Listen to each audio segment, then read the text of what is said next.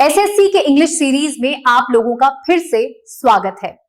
9 अक्टूबर shift 2 पहला है the following sentence has been split into 4 segments. Identify the segment that contains a grammatical error.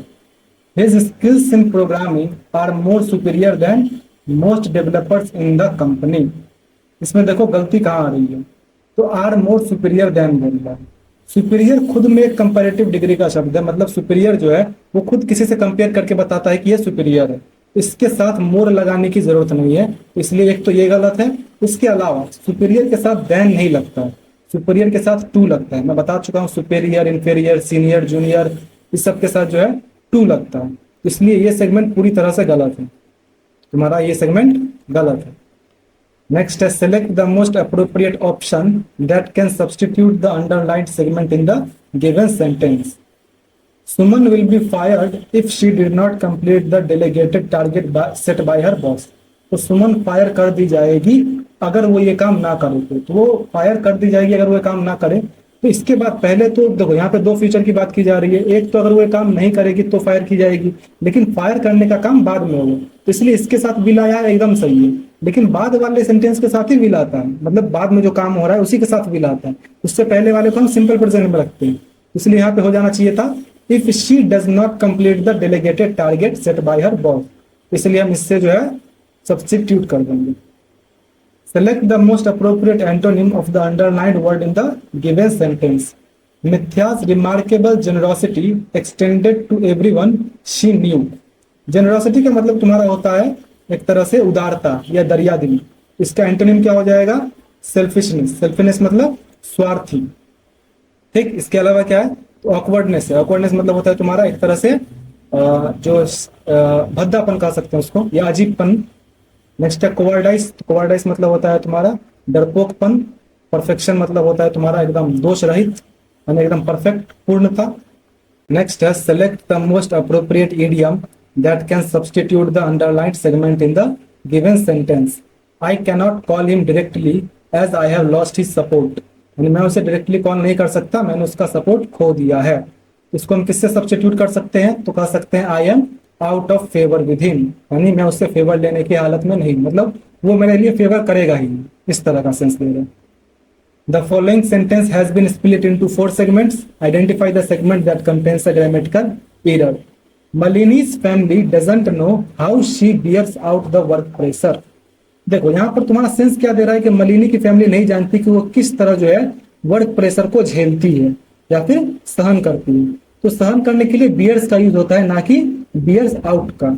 Beer out हम use करते हैं जब हमें किसी चीज को कंफर्म करना हो कि हाँ भाई मैं इस चीज की पुष्टि करता हूँ, तो उसके लिए हम बियर आउट का यूज करते हैं। और जनरली बियर आउट का यूज नहीं ही करते हैं इन सब सेंसेज में। तो क्या हो जाएगा यहाँ पर? How she bears the work pressure. तो इसलिए तुम्हारा ये जो है ये सेगमेंट ये गलत है। Select the most appropriate synonym of the given word. Vacant. Vacant का मतलब तुम्हारा होता है खाली। इसका सिनोनिम क्या हो जाएगा? एम्प्टी। एम्प्टी मतलब भी खाली। इसके अलावा क्या? ब्रूटल। ब्रूटल मतलब क्रूर। फुल का मतलब होता है तुम्हारा भरा हुआ या फिर पूरा। और पॉपुलर का मतलब हुआ तुम्हारा लोकप्रिय। Select the most appropriate option with the correct usage of the preposition to substitute the underlined segment. The United Nations Educational, Scientific and Cultural Organization यानी UNESCO was born during 16 November 1955. देखो during हम use करते हैं जब हमें किसी की अवधि को दर्शाना होता है कि इस अवधि के दौरान, लेकिन ये तो एग्जैक्ट डेट दे रहा है ना। तो एग्जैक्ट डेट के लिए हम क्या यूज करते हैं? तो बर्न ऑन यूज करते हैं। या किसी आदमी के भी जन्म के लिए हम क्या यूज करते हैं? जैसे कि Mahatma Gandhi was born on 2 अक्टूबर 1869। तो देख रहे हो बॉर्न ऑन यूज करते हैं, तो इसलिए ये है यहाँ पर ये ऑप्शन तुम्हारा करेक्ट हो जाएगा। Select the most appropriate synonym of the given word. Sycophant. तो साइकोफेंट का मतलब वैसे एक बार पहले भी मैं बता चुका हूँ ऑप्शंस में ही। तो साइकोफेंट का मतलब होता है तुम्हारा एक तरह से चापलूस आदमी। ठीक, इसका तुम्हारा क्या हो जाएगा सिनोनिम? तो इन सब में तो हो जाएगा फॉनर। फॉनर का मतलब होता है तुम्हारा चापलूस या खुशामदी करने वाला। इसके अलावा क्या? इंडिपेंडेंट। इंडिपेंडेंट मतलब स्वतंत्र। उपिटी। उपिटी अपटी नहीं, यूपीटी नहीं कहते, अपिटी कहते हैं इसको। इसका प्रोनाउंसिएशन होता है अपिटी। अपिटी का मतलब होता है तुम्हारा घमंडी। फिर है एरोगेंट। एरोगेंट मतलब होता है अहंकारी। Select the most appropriate synonym of the word flash from the given sentence. My cousin Zara, who loves to explore outer space in her free time, once noticed or observed a disc-shaped object blinking in the sky. Flash मतलब क्या होता है? Flash का मतलब होता है किसी चीज का रोशनी, किसी चीज की तेज रोशनी की चमक को फ्लैश हम कह सकते हैं। ठीक, इसके लिए हमारे यहाँ पे क्या यूज हो सकता है इसका सिनोनिम में? नोटिस्ड, ऑब्जर्व्ड, ब्लिंकिंग या एक्सप्लोर। तो ब्लिंकिंग यूज हो जाएगा। ब्लिंकिंग मतलब ये क्या बोल रहा है, इस अगर तुम सेंटेंस में देखो तो सेंटेंस क्या चीज शो कर रहा है कि उसने जो है आकाश में क्या देखा, एक blinking dark disc shaped object को देखा। तो ब्लिंकिंग मतलब होता है चमकदार, चमकता हुआ, बार बार जो टिमटिमाता है उसके लिए ब्लिंकिंग का यूज करते हैं। इसलिए ये जो है यहाँ पर सबसे अप्रोप्रिएट रहेगा। नेक्स्ट है identify the segment that contains a grammatical error. Grammatical या फिर स्पेलिंग एरर भी हो सकता है, ये भी बोल दिए। देखो, Jack along with his family visited his aunt living at America. अब देखो, अमेरिका क्या है, कोई छोटा सा जगह नहीं है। अमेरिका एक बड़ा भौगोलिक क्षेत्र है या फिर एक देश है, तो उसके लिए हम एट नहीं यूज करेंगे। एट जो है वो छोटे क्षेत्रों के लिए यूज होता है, तो होना चाहिए यहाँ पर इन अमेरिका। इसलिए तुम्हारा ये सेगमेंट जो है गलत है। Select the most appropriate option to fill in the blanks. Blank architect designed blank modern office building, blank traditional residential home, showcasing blank blend of contemporary and classic architectural styles. देखो क्या हो जाएगा, पहले तो आर्किटेक्ट है तो ये ए से शुरू हो रहा है, तो यहाँ पर पहले एन आ जाएगा। तो पहले तो एन आ जाएगा, ये सही है। इसके अलावा क्या क्या है, an architect designed a modern office, यहाँ पर मॉडर्न है तो यहाँ पहले आ जाएगा। A modern office building and a traditional residential home showcasing a blend of contemporary and classic architectural styles। तो तुम्हारा ये ऑप्शन जो है एकदम करेक्ट है। Identify the incorrectly spelled word in the given sentence and select its correctly spelling from the given options. The teacher accessed the students flyer for writing।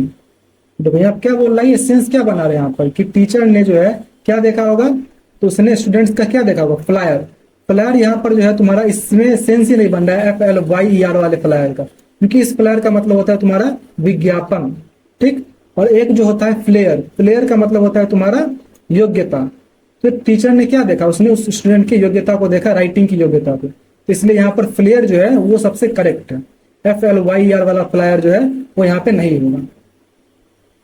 Next है select the option that can be used as a one word substitute for the given group of words.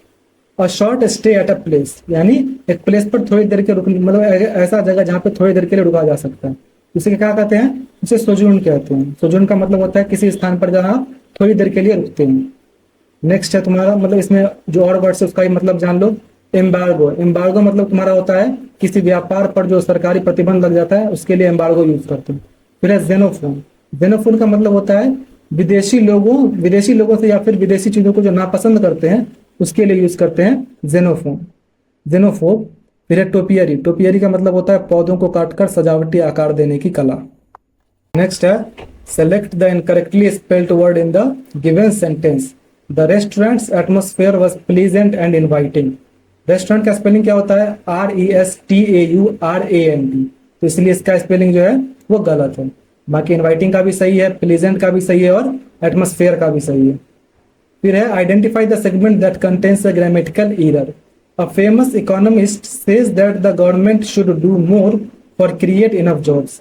यानी एक famous economist कहता है कि government को जो है वो और काम करना चाहिए इनफ जॉब्स क्रिएट करने के लिए। तो इसमें गलती कहाँ पे आ रही है, तो देखो the government should do more for create enough jobs. देखो यहाँ पर या तो होना चाहिए टू क्रिएट इनफ जॉब्स या फिर फॉर क्रिएटिंग इनफ जॉब्स, लेकिन फॉर क्रिएट इनफ जॉब्स जो है ये यहाँ पर सही नहीं बैठ रहा है।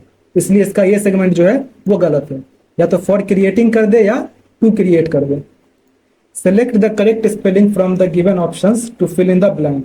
आई hope you will excuse me for doing what is only my duty although it may appear.